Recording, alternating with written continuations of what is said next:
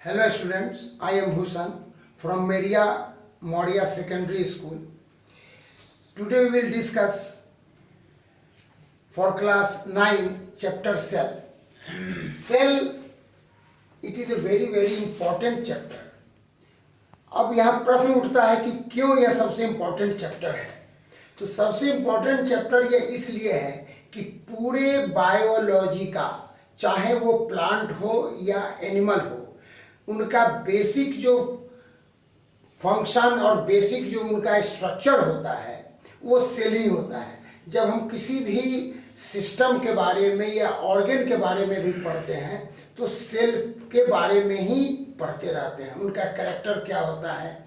चूँकि यह सारे मेटाबॉलिक एक्टिविटी का सेंटर होता है, इसलिए सेल एक सबसे महत्वपूर्ण चैप्टर होता है। अब ये सेल जो है ये एक लैटिन वर्ड सेलुला से लिया हुआ है। सेलुला वर्ड से यह सेल बना हुआ है, जिसका मीनिंग होता है कंपार्टमेंट या रूम।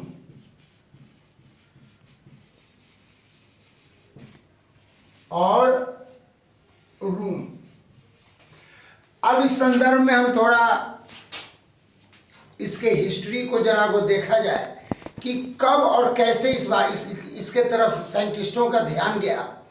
तो सबसे पहले इसमें 1665 में रॉबर्ट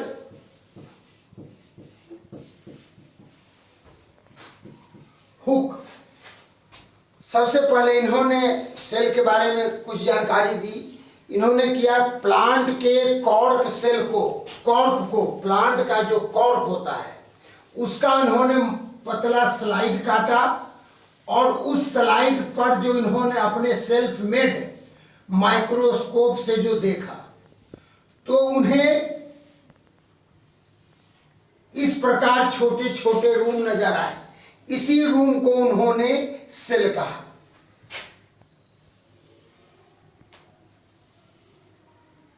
लेकिन यह जो स्टडी किया गया, it was on dead cell.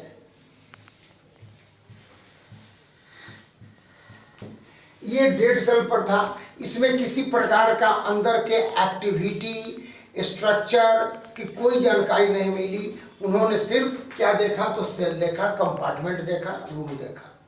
इसके बाद अगला जो आया वो 1674 में आपको आया एंटोन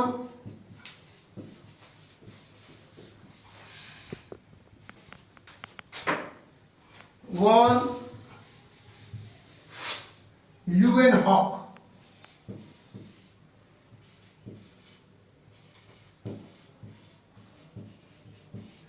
एंटोन वॉन ल्यूवेनहॉक साहब का, इन्होंने पहली बार लिविंग सेल पर स्टडी किया। इन्होंने प्रोटोजोन को देखा, बैक्टीरिया को देखा और इन्होंने डिफरेंट काइंड्स ऑफ स्पर्म को देखा। डॉग का, कैट का, फिश का, फ्रॉग का। इन्होंने जो अपने स्टडी की वो लिविंग सेल पर स्टडी की, लेकिन फिर भी इन्हें जो दिखा वो थिक वॉल सेल ही दिखा। कोई भी चीज दिखा तो इनको थिक वॉल ही दिखा, क्योंकि उस समय तक बहुत ज्यादा माइक्रोस्कोप का आविष्कार नहीं हुआ था। जो भी पावर का था उस हिसाब से, लेकिन उन्होंने लिविंग सेल को देखा। फिर आगे जब बात बढ़ी तो 1831 में रॉबर्ट ब्राउन, ये एक साइंटिस्ट है। रॉबर्ट ब्राउन साहब ने क्या किया कि इनको पता चला न्यूक्लियस का। न्यूक्लियस क्या होता है कि सेल का एक कंट्रोलिंग सेंटर होता है। जो भी सारे जेनेटिक कोड इसी के अंदर जो हम लोग आगे पढ़ेंगे किसके क्रोमोसोम्स में निहित होता है, वो पूरे सेल का अपने अपने जेनेटिक्स के अपने अपने जो उनको इंफॉर्मेशन होता है उस हिसाब से चलाते हैं। तो इसको रॉबर्ट हुक साहब ने 1831 में देखा। फिर उसके बाद आपका 1839 आया पुरकंजी साहब।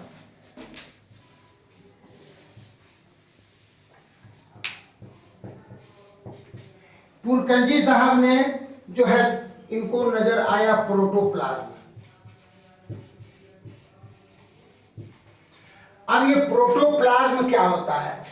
ऐसे तो सेल का पूरा स्ट्रक्चर बनाना हम लोग पढ़ेंगे, लेकिन एक आपको रफ आइडिया ये दे देता हूं कि जैसे ये सेल है, सेल के ऊपर एक कवरिंग होती है और कवरिंग और सेल के सेंटर में अप्रॉक्स आपका न्यूक्लियस होता है। तो from cell membrane up to nucleus, these all materials are called protoplasm.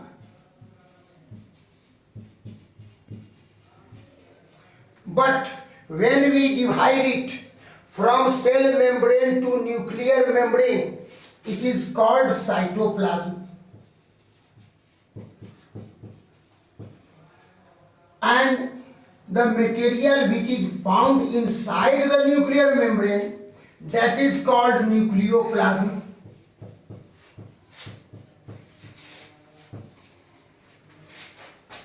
तो इन्हें प्रोटोप्लाज्म की जानकारी मिली, ब्राउन साहब को न्यूक्लियस की जानकारी मिली। इसका मतलब ये हुआ कि आस्ते आस्ते हमारा नॉलेज जो है सो सेल पर बहुत ज्यादा बढ़ता चला गया। 1866 में हैकल साहब इन्होंने और कुछ और साइंटिस्टों ने मिलकर के एक सेल थ्योरी का एक प्रारूप दिया। उस सेल थ्योरी में ये था कि ऑल लिविंग से organisms are made up of cell. पहला उनका जो ये था कि जितने भी लिविंग ऑर्गेनिज्म हैं वो सेल से बने हुए हैं। Life starts from a single cell. Life, कोई भी लाइफ हो वो सिंगल सेल से स्टार्ट होता है, एक्सेप्ट वायरसेस, क्योंकि वायरस को हम लोग सेलुलर स्ट्रक्चर में नहीं मानते हैं, इसलिए उसको माइनस करके बात की गई। उसके बाद हुआ कि सारे मेटाबॉलिक एक्टिविटी का जो सोर्स है वो सेल ही है। तो इन सारी बातों को देख करके फिर आगे की सेल थ्योरी की गई। अब बनाया गया ये कि सेल में हम कैटेगरीज कैसे करेंगे, फिर सेल का शेप एंड साइज कैसे देखेंगे। तो जहां तक सेल के शेप की बात आती है तो यह सिलेंड्रिकल हो सकता है, इलोंगेटेड होगा, ओवल होगा,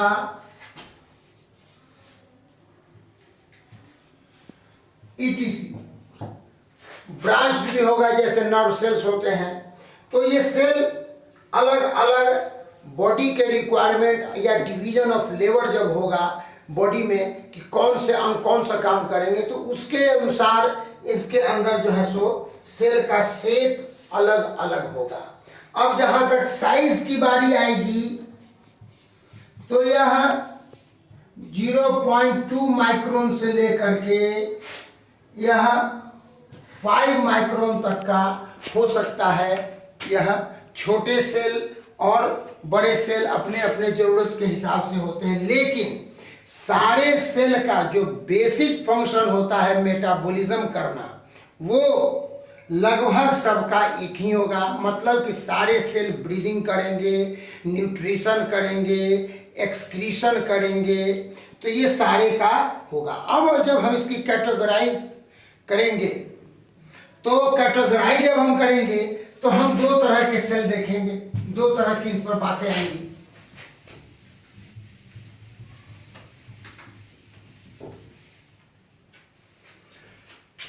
non cellular organism, non cellular एक आएगा और दूसरा आएगा सेलुलर। तो नॉन सेलुलर के अंदर आपको आएंगे वायरसेस। ये नॉन सेलुलर हम इसको इसलिए कहते हैं कि इनका कोई सेलुलर स्ट्रक्चर, ये कंप्लीट एक सेल का जो होना चाहिए वो पूरा नहीं करते। और सेलुलर का मतलब होता है जो कंप्लीट सेल के बारे में जितने भी प्लांट और एनिमल हैं ये सारे आएंगे आपके सेलुलर में, वायरसेज आएंगे इसमें। अब इसके अंदर हम लोग कैटेगराइज करेंगे प्रोकैरियोट्स और यूकैरियोट्स, जिसको हम लोग अगले वीडियो में इस पर देखेंगे कि प्रोकैरियोट्स यूकैरियोट्स के बारे में पढ़ेंगे और सेल का एक कंप्लीट स्ट्रक्चर कैसे, how we draw figure of cell, ये भी देखेंगे। तो इसको आज के वीडियो में इतना रहने दें और इसको हम इसमें से आपके जो प्रश्न आएंगे वो सेल का कब किसने क्या थ्योरी दिया, सेल का कैसे आविष्कार हुआ, इस बारे में आपको जानकारी आएगी। तो आप इन प्रश्नों का जवाब जरूर बनाएंगे।